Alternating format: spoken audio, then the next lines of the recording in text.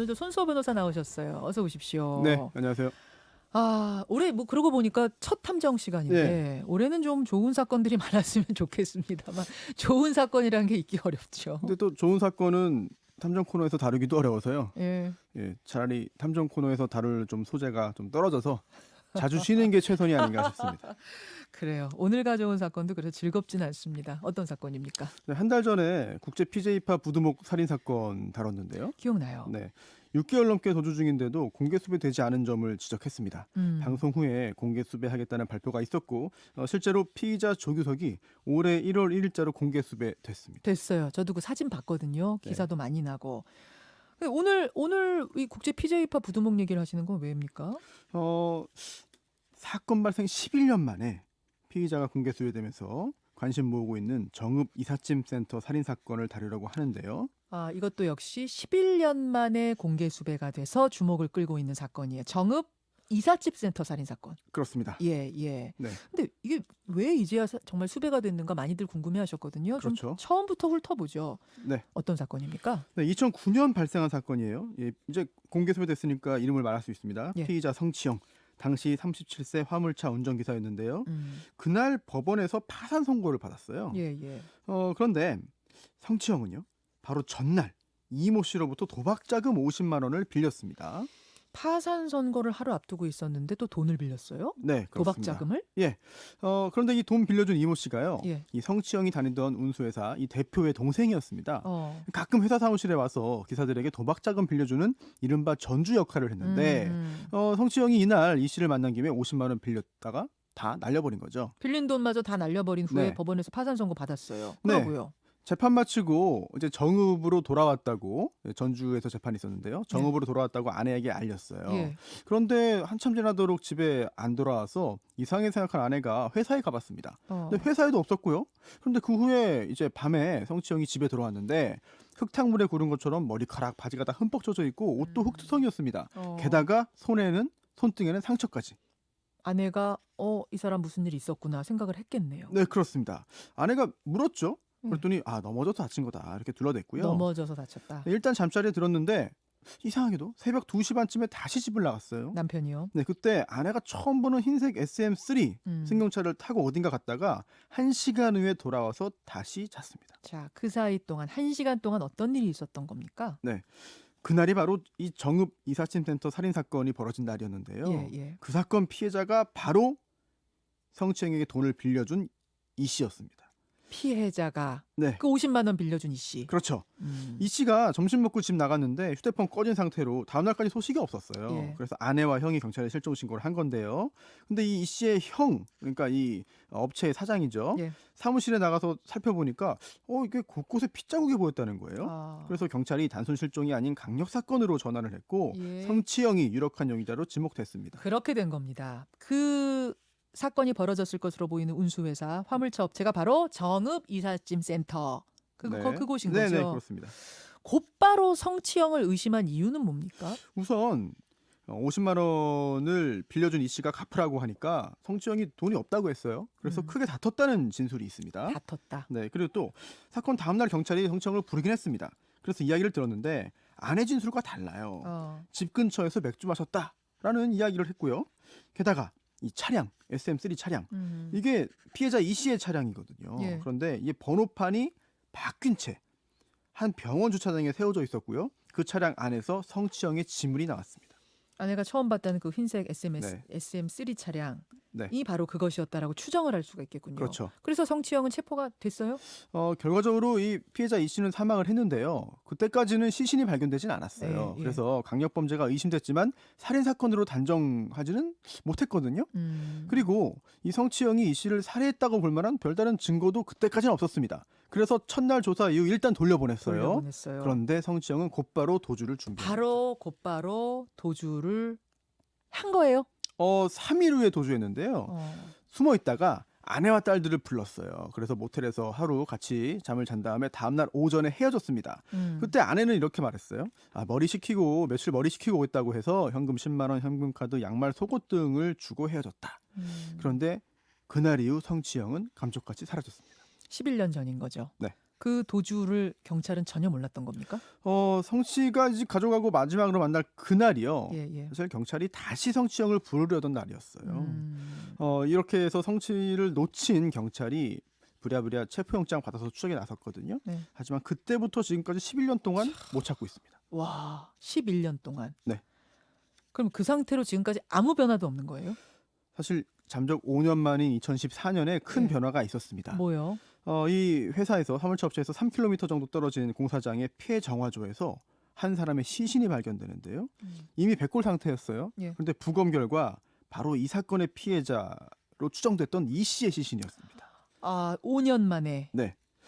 백골 상태였지만 부검 결과 상당히 중요한 증거들이 나왔는데요. 예. 좌우 늑골 10여 곳에 흉기로 찔린 것들이 있었어요. 또 당시 입고 있던 옷에서도 칼에 찔린 흔적들이 있었거든요. 예, 예. 이렇게 살인 사건으로 확인됐고 또 공소시효도 그 후에 이제 살인 사건의 적용이 배제됐기 때문에 시효 완성 우려 없이 처벌 가능한 상황이긴 하죠.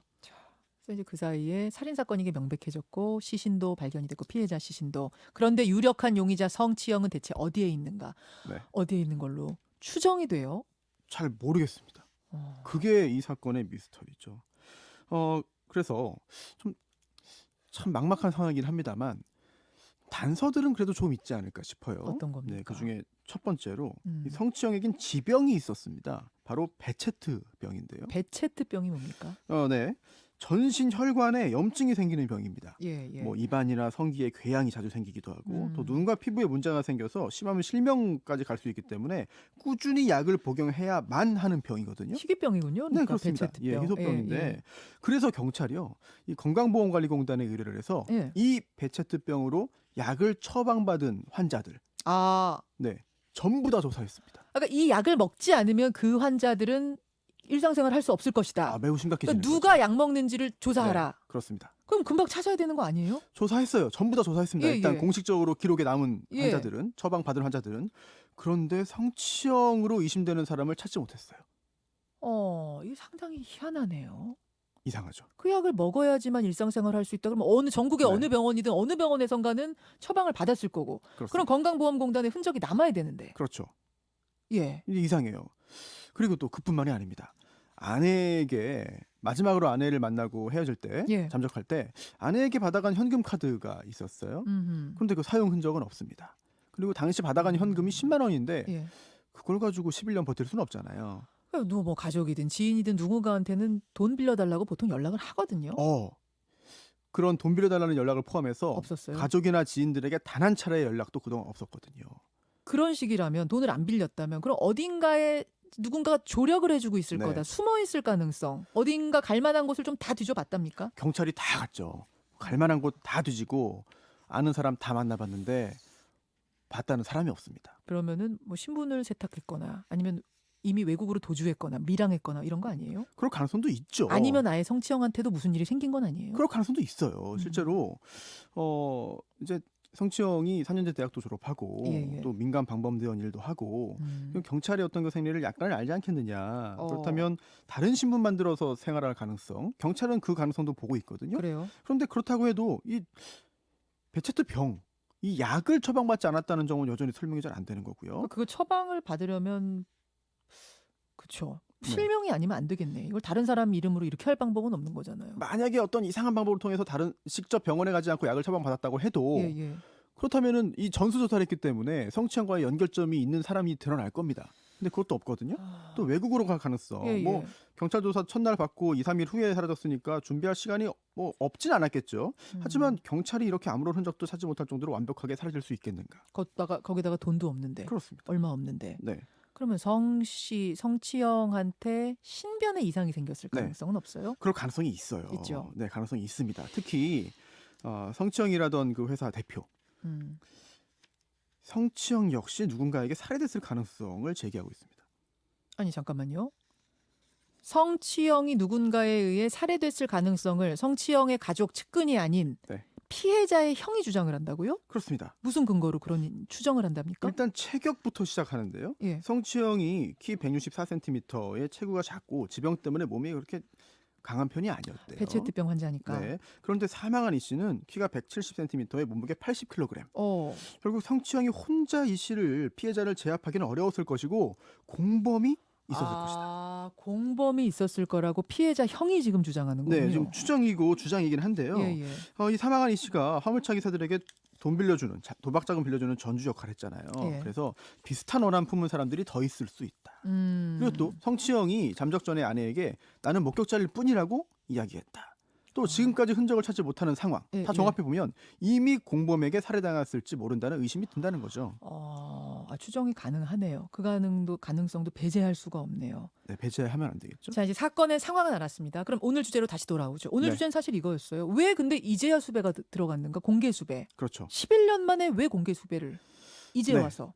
네, 한번 찬찬히 좀 살펴보면 당연하게도 이제 공개 수배가 남용되면 안 될 겁니다. 특히 경찰청 훈령 중에 범죄 수사 규칙이 있어요. 예. 지명 수배, 지명 통보, 공개 수배 요건 등을 다 자세히 규정하고 있거든요. 예, 예. 또 지명 수배 등에 관한 규칙이 또 별도로 있습니다. 더욱 자세하게 정하고 있어요. 예.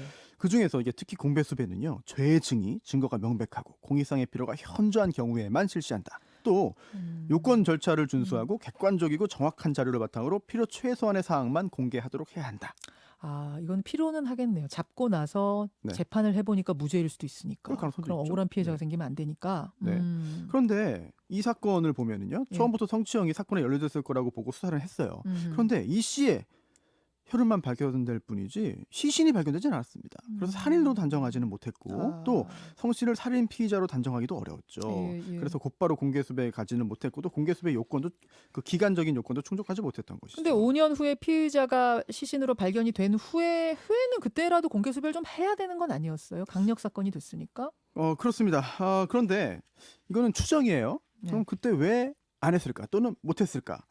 사실 장기간 단서가 나타나지 않은 사건이었기 때문에 다른 사건보다 좀 우선순위에서 밀려나지 않았을까라는 짐작이고요. 또 담당자가 계속 바뀌잖아요. 예, 예. 그렇기 때문에 속도를 내지 못했을 가능성이 있어 보이고요. 또 시신 발견된 게 이 수사의 전환점이 된 거는 맞습니다. 그때라도 공개 수배했으면 좋았겠죠. 그런데 그때도 이미 5년이 지난 경우예요. 예, 예. 지난 상황이었어요. 그리고 5년 지났을 때도 이미 굉장히 많은 미제 사건 중에 하나였고 결국은 우선적으로 이제 관심받지 좀 못했던 밀렸다. 것이 아닌가라고 추정을 할 수 있겠고요. 최근에 이제 10년 지나면서 장기 미제 사건 분류됐기 때문에 다시 한번 그래도 그 사건들 중에서 좀 더 관심을 받는 것이 아닌가라고 짐작은 됩니다. 그럼 6년 만에 공개 수배가 이루어진 것 총 11년. 네. 시신 발견 후 6년 만에 공개 수배로 전환된 것도 뭐 그런 이유라고 보시는 거예요? 뭐 그럴 가능성이 있어 보입니다. 자, 알겠습니다. 그래서 11년 만에 공개 수배. 근데 과연 이 11년 만에 공개 수배로 이 사람이 잡힐 것인가? 지금 상황에서는 사실 전단을 본 국민들의 제보가 사실 마지막 희망이 아닌가 싶은데 그러니까요. 그런데 이게요 생각보다 효과가 좋아요. 그래요? 네, 정식 명칭이 이게 중요 지명 피의자 종합 공개 수배 전단이 길죠. 근데 2010년부터 2016년까지 이 전단에 실린 사람이 예. 공개 수배된 사람이 129명입니다. 그 중에 무려 71명 검거. 네. 근데 그 71명이 검거될 때 그럼 이 전단지 네. 보고 제보한 게 역할이 컸어요? 굉장히 많아요. 그래요? 그래서 이 공개 수배가 되면은 수배자들이 불안에 떨다가 자수하는 경우가 적지 않답니다. 자수를 해버린다. 그리고 아예. 신고, 제보 굉장히 많고요. 매년 1월과 7월에 2번 20명씩 추려서 공개하는 거거든요. 예. 여기에 들어갔기 때문에 만약 생존에 있다면 그리고 이 정보를 간접적이나마 또는 직접적으로 접한다면 굉장히 강한 압박을 받게 되죠. 다만 제가 안타까운 건 얼굴이 11년이면 변했을 수 있거든요. 네. 그럼 일찌감치 그때 좀 수배가 조금만 서둘렀었더라도 자수하거나 혹은 제보가 들어올 가능성은 더 높아졌을 게 아닌가. 네, 그런데 요건도 엄격하고 또 1년에 2번씩 20명 추려서 하는 거거든요. 따라서 이런 현실적인 그런 제한이 있고요. 지속적인 수사와 추적은 당연히 필요합니다. 그런데 인력 부족이 항상 이렇게 지적받고 있어요. 물론 모든 사건을 무한정 다 추적하기는 힘들죠, 현실적으로. 하지만 특정 사건에서는 기한 없이 집중할 수 있는 그런 추적 전문팀이나 장기 수사팀 운영이 필요하다는 전문가들의 제언이 있고요. 예. 또 조금 전 말씀드린 전단지에 대해서 좀 당부를 드리고 싶어요, 청취자분들께. 어떤 당부입니까? 이게 새롭게 진화했습니다. 그래서 스마트폰 많이 쓰시잖아요. 예. 앱도 이제 쉽게 깔 수 있잖아요. 예. 경찰청이 앱을 만들어서 운영하고 있어요. 경찰청. 예, 스마트 국민제보 목격자를 찾습니다. 이거 앱 설치하면은요 아주 쉽게 들어갈 수 있는데요. 첫 화면 아래쪽에 공개 수배 코너가 있어요. 예. 이거 한번 터치만 하시면 공개 수배자 성명, 얼굴 사진, 죄명, 특징 이게 다 자세히 설명이 아니, 올라와 있어요. 앱 이름이 뭐예요? 스마트 국민 제보예요? 아니면 목격자를 찾습니다예요? 전체입니다. 예, 스마트 국민 제보 목격자를 찾습니다. 앱 이름이 너무 긴 것 같은데. 목격자를 알겠습니다. 찾습니다. 검색하면 다 나와요. 네, 키워드만 예. 검색해도 나오죠. 네, 목격자만 해도 이제 다 제일 먼저 나오더라고요. 예. 제일 지난번에 다룬 국제 피자이파 사건 조규석이 2번이고요. 20명 중에. 아하. 오늘 소개한 성치영이 3번이에요. 우리가 2번 사건, 3번 사건 다 소개한 거네요. 네, 잘 보고 신고해 주시기를 바라겠고요. 예. 그리고 이번에 20명 중에 18번 수배자 이번에 얼마 전에 벌써 잡았습니다. 자, 여러분 이제 마지막 희망입니다. 피해자 가족을 생각해서라도 이 정읍 이삿짐 센터 살인 사건 공개 수배자 성치영 얼굴에 집중해 주십시오. 탐정 손수호 수고하셨습니다. 네. 김현정의 뉴스쇼는 청취자 여러분의 참여로 이루어집니다. 트위터, 페이스북, 레인보우 게시판, 그리고 단문 50원, 장문 100원의 유료 문자 샵 1212, 우물정 1212 통해 참여하실 수 있습니다. 김현정의 뉴스쇼, 여러분과 함께 만듭니다.